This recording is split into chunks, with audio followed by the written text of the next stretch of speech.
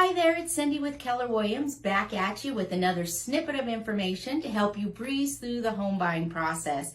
So today we're going to discuss an appraisal gap. In a seller's market, there are several things that buyers can do to help them stand out when their contract is submitted.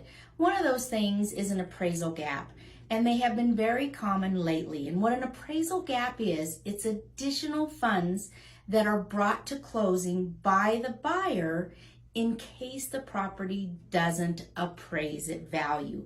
So let me give you a little example. Let's say a house is listed for $200,000, but because of multiple offers, it goes to $250,000. So you win the deal, $250,000 with an appraisal gap. If you have an appraisal gap, let's say a $10,000 appraisal gap, and the property appraises for $240,000. That means that the bank will lend $240,000 on that property, but there's a gap of $10,000 between what you offered. So the seller does not really want to bring his price down. You've offered to bridge that gap.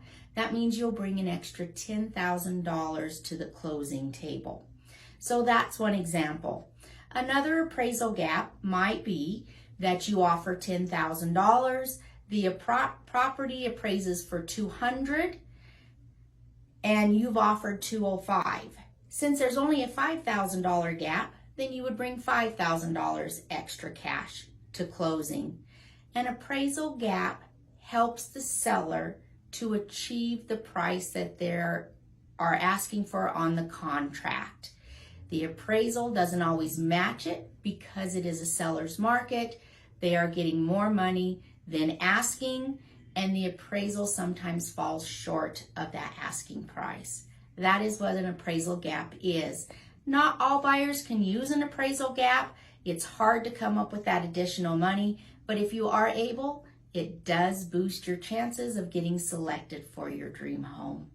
I hope this has helped you with appraisal gaps, and I look forward to the next snippet of information. Have a great one.